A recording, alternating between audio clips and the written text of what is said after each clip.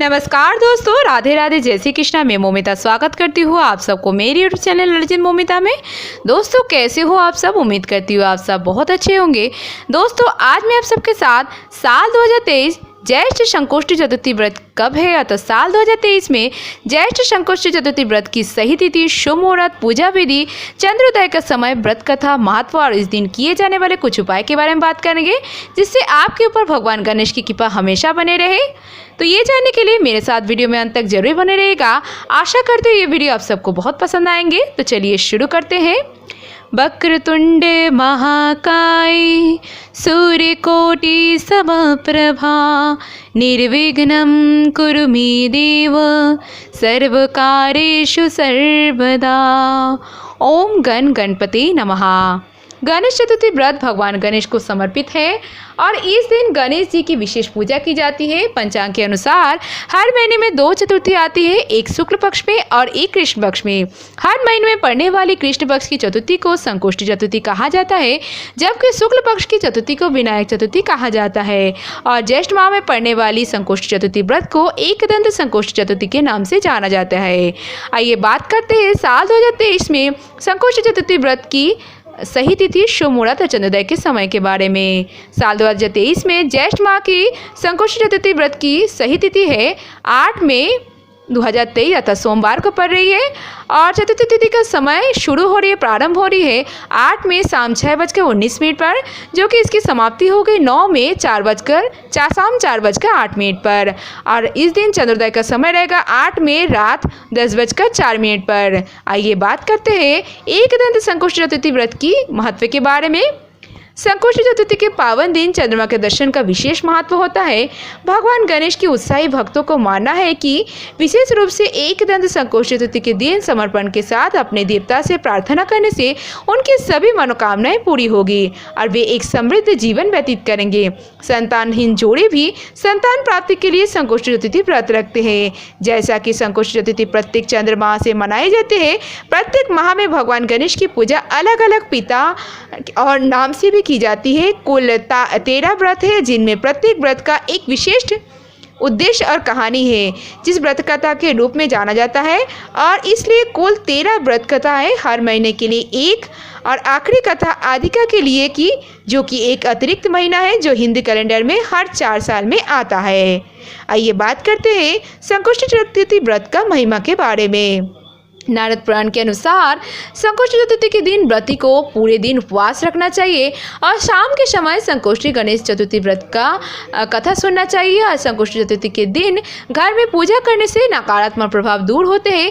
इतना ही नहीं, संकोष्ठी चतुर्थी के पूजा से घर में शांति बनी रहती है, घर की सारी परेशानियां दूर होती है। गणेश जी भक्तों की हर मनोकामना पूर्ण करते हैं। इस दिन चंद्रमा को देखना भी बहुत शुभ माना जाता है। सूर्योदय से शुरू होने वाला संकोष्ठी व्रत चंद्र दर्शन के बाद ही समाप्त होता है। साल भर में 12 से 3 संकोष्ठी व्रत रखे जाते हैं। हर संकोष्ठी व्रत की एक अलग कहानी होती है। कहा जाता है कि संकोष्ठी व्रत का नियमानुसार पालन करना चाहिए और संपन्न भी करना चाहिए, तभी इसका पूरा लाभ मिलता है। इसके अलावा गणपति बप्पा की पूजा करने से यश, धन, वैभव और अच्छे स्वास्थ्य की प्राप्ति होती है। आइए बात करते हैं ज्येष्ठ माह में पड़ने वाली गणेश संकोष्ठी चतुर्थी व्रत की कथा के बारे में। पार्वती जी ने पूछा कि हे पुत्र, ज्येष्ठ मास की चतुर्थी का किस प्रकार पूजन करना चाहिए और हर महीने इस महीने की गणेश जी का क्या नाम है और भोजन के रूप में कौन सा पदार्थ ग्रहण करना चाहिए, इसकी विधि का आप संक्षेप में वर्णन कीजिए। गणेश जी ने कहा, हे माता, ज्येष्ठ कृष्ण चतुर्थी सौभाग्य एवं पति प्रदायिनी है। इस दिन आखू अर्थात मूषक रथा नामक गणेश जी की पूजा भक्तिपूर्वक करनी चाहिए। इस दिन घी निर्मित भोज्य पदार्थ अर्थात हलवा, लड्डू, पूरी आदि बनाकर गणेश जी को अर्पित करें। ब्राह्मण भोजन के पश्चात स्वयं भोजन करें। हे पार्वती माता, इससे संबंधित मैं पूर्वकालीन इतिहास का वर्णन कर रहा हूँ। गणेश पूजन और व्रत की विधि जो पुराण में वर्णित है उसे सुनिए।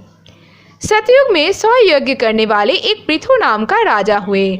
उनके राजांतर्गत दयादेव नाम का एक ब्राह्मण रहते थे। वेदों में निषाद उनके 4 पुत्र थे। पिता ने अपने पुत्र का विवाह गृहस्थी के वैदिक विधान से कर दिया। उन 4 बहुओं में बड़ी बहू अपनी सास से कहने लगी, हे सासू जी, मैं बचपन से ही संकटनाशक गणेश चतुर्थी का व्रत करती आई हूँ। मैंने पिता गृह में भी इस शुभदायक व्रत को किया है। अतः हे कल्याणी, आप मुझे यहाँ व्रतानुष्ठान करने की अनुमति प्रदान करें। पुत्रवधि की बात सुनकर उसकी ससुर ने कहा, हे बहू, तुम सही बहुओं में श्रेष्ठ और बड़ी हो और तुम्हें किस प्रकार का कष्ट नहीं है और ना तुम भिक्षुणी हो।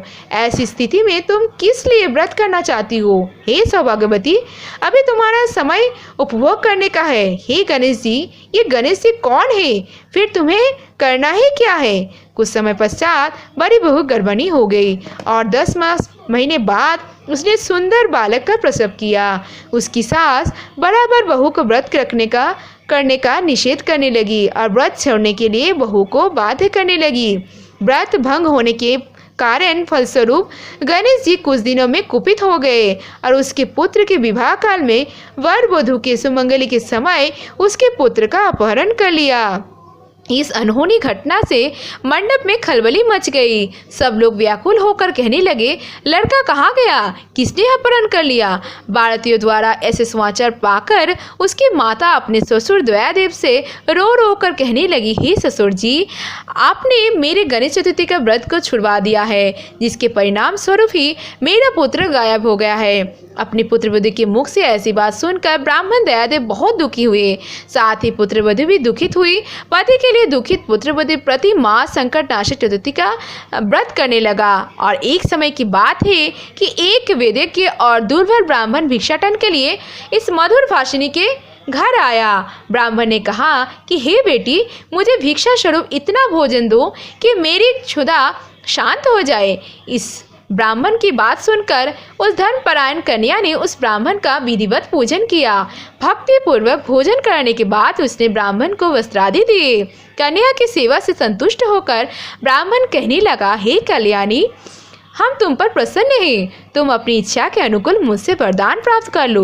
मैं ब्राह्मण वेशधारी गणेश हूँ और तुम्हारी प्रीति के कारण आया हूँ। ब्राह्मण की बात सुनकर कन्या हाथ जोड़कर निवेदन करने लगी, हे विघ्नेश्वर, यदि आप प्रसन्न हैं तो मुझे मेरे पति का दर्शन करा दीजिए। कन्या की बात सुनकर गणेश जी ने उससे कहा कि हे सुंदर विचार वाली, जो तुम चाहती हो वही होगा। तुम्हारा पति शीघ्र ही आवेगा। कन्या की इस प्रकार का वरदान देकर गणेश जी भी वहीं अंतर्धान हो गए। उसी समय की बात है कि सोम शर्मा नामक ब्राह्मण एक वन में से उस दिव्य बालक के नगर में लाए और अपने पौत्र को देखकर दयादेव नामक ब्राह्मण बहुत प्रसन्न हुए। बालक की माता के हर्ष की तो सीमा ही नहीं रही और साथ ही संपूर्ण नगरवासी ही प्रमुदित हुए। बालक की माता ने पुत्र को छाती से लगा लिया और कहने लगी कि गणेश जी के प्रसाद से ही मैंने खोए हुए पुत्र को प्राप्त किया है। फिर से मंडप का निर्माण करके विधि पूर्वक वैवाहिक कार्य संपन्न किया। वह भाग्यशाली कन्या अपने पति को पाकर धन्य हो उठी और ज्येष्ठ मास के कृष्ण पक्ष को चतुर्थी मनुष्य के मनोरथ की पूर्ण करती है। हे देवी, पूर्व कथित रीति से भक्ति पूर्वक जो व्यक्ति इस व्रत एवं पूजन को करेंगे उनकी संपूर्ण इच्छाएं पूर्ण होगी। श्री कृष्ण जी कहते हैं, हे राजन युधिष्ठिर, भगवान गणेश जी के व्रत का महात्म्य है। हे महाराज, आपने शत्रु के विनाशार्थ आप ही इस व्रत को अवश्य कीजिए। ये बात करते हैं ज्येष्ठ मास गणेश चतुर्थी अर्थात संकोष्ठ चतुर्थी व्रत की पूजा विधि के बारे में। ज्येष्ठ महीने में कृष्ण पक्ष की चतुर्थी को एकदंत चतुर्थी के नाम से जाना जाता है, जो कि आँखों मूषक रहता गणेश जी के स्वरूप की पूजा करने का विधान है इस समय और इस ज्येष्ठ मास में।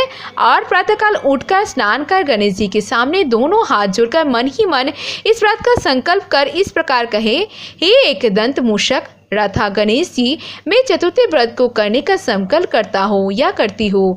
आज मैं पूरे दिन निराहार रहकर आपके स्वरूप का ध्यान करूँगा या करूँगी एवं शाम को आपका पूजन कर चंद्रोदय के बाद चंद्रमा को अर्घ देने के पश्चात ही भोजन ग्रहण करूँगा या करूँगी। संकल्प के बाद पूरे दिन गणेश जी के भजन और ध्यान में लगे रहे। शाम को स्नान कर स्वच्छ वस्त्र धारण कर विधि पूर्वक धूप दीप अक्षत चंदन सिंदूर नैवेद्य से गणेश जी का पूजन करें। नैवेद्य के रूप में घी में बने हलवा लड्डू पूड़ी इत्यादि का भोग लगाए। पूजन के बाद चंद्रमा निकलने पर पूजन कर अर्घ्य अर्पित करें। ज्येष्ठ कृष्ण पक्ष चतुर्थी व्रत कथा सुनिए अथवा सुनाए। ब्राह्मणों को अपने सामर्थ्य अनुसार दान दें। उसके बाद प्रसाद को सभी में बांटकर स्वयं भी ग्रहण करें। इस व्रत को करने से सौभाग्य और पति की प्राप्ति होती है। इस व्रत के प्रभाव से शत्रुओं का विनाश होता है और सभी प्रकार के मनोरथ सिद्ध होते हैं। आइए बात करते हैं एकदंत संकष्टी चतुर्थी व्रत के उपाय के बारे में, जो उपाय करने से आपके ऊपर भगवान गणेश की कृपा हमेशा बने रहेंगे। यदि आपको अपने बिजनेस में या तरक्की चाहिए तो एकदंत संकष्टी चतुर्थी के दिन गणेश जी को पूजा के समय दुर्वा की 21 गांठें और गुड़ के 21 लड्डू अर्पित करें। हर बार आपको ओम वक्रतुंडाय नमो मंत्र का उच्चारण करते रहना होगा और घर में सुख शांति के साथ ही धन संपत्ति एवं समृद्धि में बढ़ोतरी चाहिए तो संकष्टी चतुर्थी के दिन एक चांदी के कटोरी में सुपारी, लौंग और जायफल रख दे और उस गणेश जी के समक्ष उसे रख दे। आपके अपने करियर या काम में सफलता प्राप्त नहीं हो पा रही है तो संकष्टी चतुर्थी के दिन गणेश जी की पूजा करें और फिर उनके मंत्र ओम गण गणपति नमः मंत्र का कम से कम 11 बार जप करें और हर जप के साथ गणेश जी को एक फूल अर्पित करें। और संकष्टी चतुर्थी वाले दिन गणेश जी की पूजा में पान का पत्ता अर्पित करें। पान के पत्ते पर हल्दी से स्वास्तिक बना ले, फिर उसे गणेश जी को अर्पित कर दे। ऐसा करने से आपके विरोधी और शत्रु का प्रभाव शून्य होगा और आपके कार्य में बाधाएं नहीं आएंगे और आपके कार्य भी सफल होगा। करियर में काफ़ी मेहनत करने के बाद भी अगर आपको सफलता नहीं प्राप्त हो रही है तो संकष्टी चतुर्थी के दिन गणेश जी की पूजा करें। एक लोटे में जल लेकर उसमें सफ़ेद तिल मिला ले, उसे गणेश जी के समक्ष रख दे और गणेश जी के पूजन के बाद उसे वही रहने दे और रात्रि के समय में उस लोटे के जल से चंद्रदेव को अर्घ्य दे और आपको करियर में सफलता और तरक्की जरूर मिलेंगे आपको। और आपको अपने जीवन के दुख और संकट से मुक्ति चाहिए तो संकष्टी चतुर्थी के दिन गणेश जी के समक्ष तांबे का एक लोटा स्थापित करें, उसमें 1 रुपये का सिक्का और एक सुपारी डालकर रख दें। जय गणपति बाप्पा की जय। आज साल 2023 ज्येष्ठ संकष्टी चतुर्थी से जुड़ी सारी कथा समाप्त हुआ। अगर ये वीडियो आप सबको पसंद आया हो तो वीडियो को ज़्यादा से ज़्यादा लाइक और शेयर जरूर कीजिएगा। ऐसे और वीडियोस पाने के लिए मेरे चैनल नॉलेज विद मोमिता को जरूर सब्सक्राइब कीजिएगा। सब्सक्राइब के बगल में बेल आइकन दबाना मत भूलिएगा जिससे कि नए नए वीडियो की नोटिफिकेशन जल्द से जल्द मिल जाए। और कमेंट में जय गणपति बाप्पा लिखना मत भूलिएगा और कमेंट में ये भी बताना मत भूलिएगा वीडियो कैसी लगी हो।